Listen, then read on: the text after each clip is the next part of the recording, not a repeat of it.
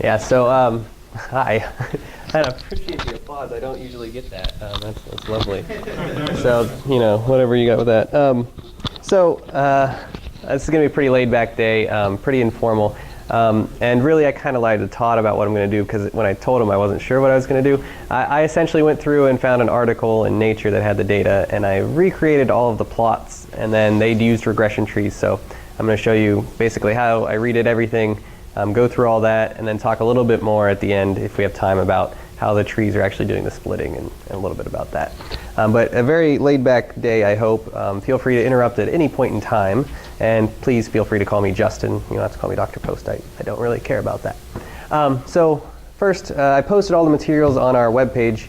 So currently it's hosted under my name, or my website, under the Statistical Learning tab here. And if you go down to past presentations, there's also a schedule link here.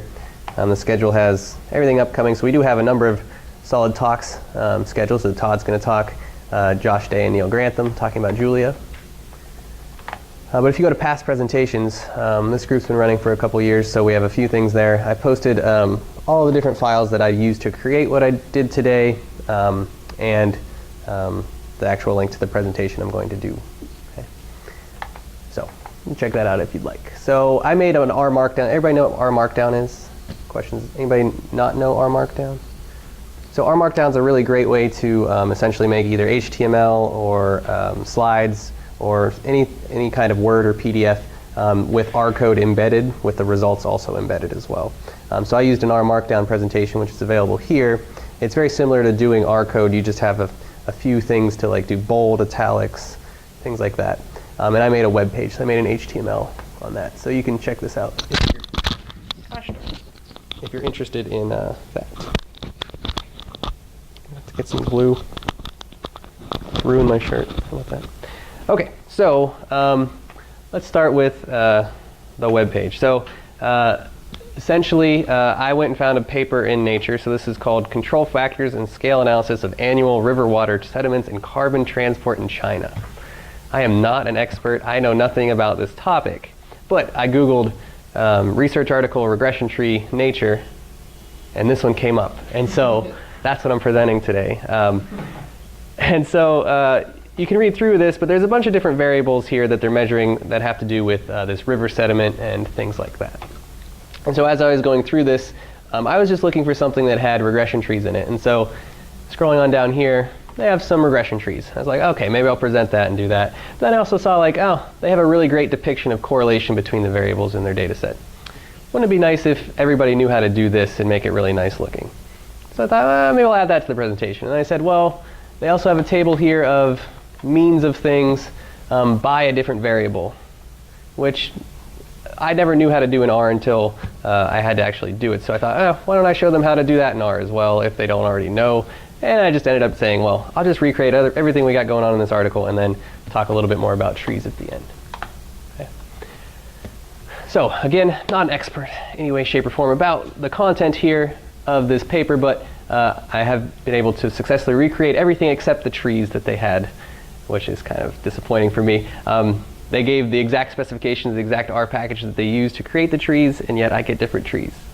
I get the same exact correlations that they got, but different trees. And so I don't know whether they're messing up or I'm messing up. I would guess it's them. I don't know. But this is in Nature, so maybe not. I don't know. Anyway, we'll talk more about that when we get there. So the data, the reason I went for a paper like this is because the data is usually available. And so I've put a CSV file, comma separated value file of that data on the website. So you can grab it here at this link, or you can download it from Nature, either way. And essentially, just going to read that in and go through some analyses. So first, I had to load in a bunch of packages. If you guys have never used like Ggplot, it's a really useful way to manipulate your data. There's sort of your base standard R methods for manipulation, but they kind of have a different package. It's a Hadley-Wickham package, very useful for doing that. Ggplot 2 is another Hadley-Wickham package where it's called Grammar of Graphics, so it's a different way of thinking about plotting, a more intuitive way, hopefully. So we use that later on to do some fun plots. And then this core plot, I hadn't heard about this one until I saw what they did in their presentation. It's a really great way to represent a correlation matrix. So just loaded in a bunch of different packages here. And then here, I'm reading in the actual data. So it's a CSV file. I have it on my whatever F drive. So I give it the path name, read it in. And I'm wrapping it in this function tbl_df. So it stands for like table data frame. And this is a function that's built into the dplyr package. And it essentially will make your data frames print out more nicely. If you ever load up data, like a big data set, and you just try to run that object in R, you know, it doesn't print out nicely, right? It prints like as many rows as it possibly can, and then it says, I can't do anything else. And it breaks the columns down to the next part and whatnot. And so wrapping it in this tbl_data frame really makes it kind of nice. So here's the output of just running river now, this data frame that has all of the data from this experiment. So you see it only shows columns that it can fit, and then it gives variables not shown here, and it only shows like the first 10 observations. So a very useful way when you're going through to print out your data. All right, so I guess we should talk a little bit about what variables are actually done here. Let's see, that is available here somewhere. Description of variables, yeah.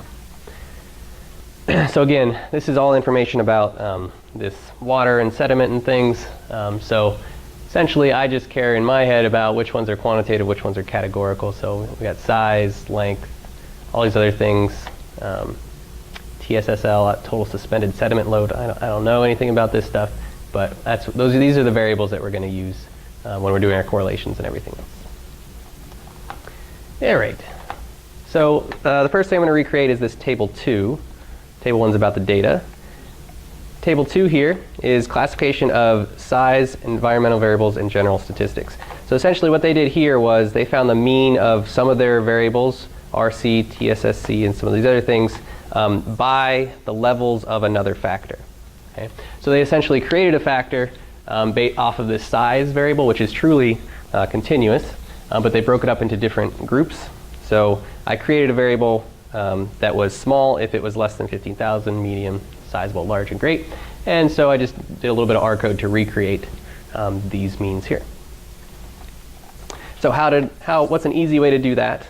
Well, if you think about the logic of creating a new variable, you might think of doing like a for loop and looping through every observation of this size variable, and then seeing whether it's greater than 15,000, less than 15,000, and trying to create your new variable that way. That's a really inefficient way to do things in R.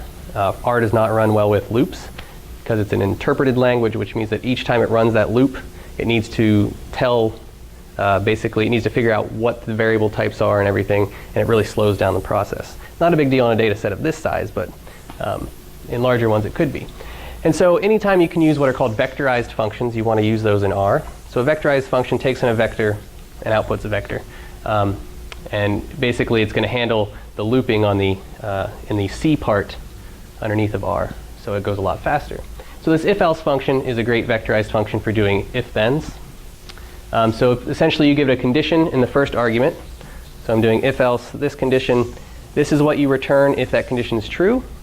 And the next argument is what you return if that condition is false.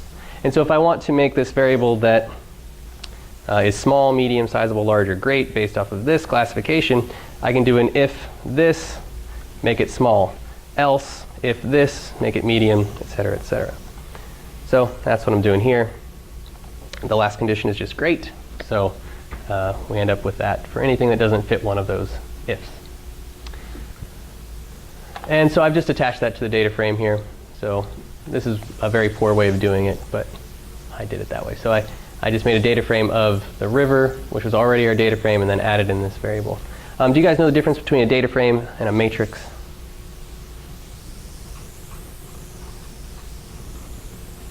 How many people here use R? Let me start with that. Okay, good. We got a lot of you guys. What's the difference between a data frame and a matrix? Knowing about these R objects is very important if you're really going to get into the programming. Data frame allow a different kind of category. Right. So a matrix has to be, essentially it's vectors that are next to each other that are all of the same type, so either character or numeric. Data frame can have both character and numeric within it. And so it's a little bit better type of object to be working with usually. Okay, so we got this new variable added on, and so we want to find the mean of, like, say, the RC variable by each category here. And so there are a couple functions to do this in R. One of them is called the aggregate function. So if you run this aggregate function, you give it a y variable, whatever you want the mean of. And on the right-hand side, you give it the sort of classification variable. So we're going to use the usual formula notation in R of y tilde x. And in this case, I'm giving it more than one y. So I'm saying find RC, this one, and this one for every level of size class. And then you can tell it whatever function you want to find for each level of size class. So I'm saying let's find the mean. If we actually look at this data set, there are a lot of NAs. And so we need to be careful about how we treat those. Does this link not work? Oh, are we frozen? What's going on here? Huh. I don't know why those links aren't working. They worked before. Otherwise, I wouldn't have this up. Anyway, a lot of NAs in the data, so we have to put in the na.rm equal true, and that removes any values that have NA. Now, we end up with these are the values of the mean for each one of those levels. And actually, if you compare it here, so here we have 0.1819 for great RC. So here we got great RC, they got 0.321. So those are not the same values, right? So that doesn't seem right. So maybe something's going wrong. And the issue is that if I do this for all the y variables at once, it's going to remove every observation that has any NAs. So essentially, we're removing variables that we don't need to remove if we do all of these y variables at once. So I just went through and ran it for each one of these variables into one at a time. So here's RC by size class, and now we get 0.321 for great. So 0.321 for large, 0.361, 361. I think I do get different values here for medium, 0.41. No, that looks fine. 334 for sizable. One of them was different. Not 334 here. So I then ran the counts, because they do give the counts here in parentheses. So there were 63 smalls, 71 mediums, etc. And I do get slightly different counts as well. So the ones that match up, I get the same counts. The ones that are different, I get different ones. I have no idea why, whether they treated the NAs differently or maybe they removed something from the data. I don't know. But that's a really easy way to get the means of a variable by the levels of another. Any questions about this R code? OK, here I'm just combining them into one data frame so I get the count and the means next to each other. There's another way to do this. So using the dplyr package, there are some really basic functions that you can do, and usually it's pretty easy to use them. And I'm going to use this thing called chaining. How many people have seen chaining before? Oh, chaining can change your life. So you know how usually when you write functions and then you apply a function to that and then a function to that, you have to read it from the inside out. So you say, this is the data set, I'm applying this function, and then to that I'm going to apply this function, and to that I'm going to apply this function. It gets really hard to sort of decode or comprehend what's going on there.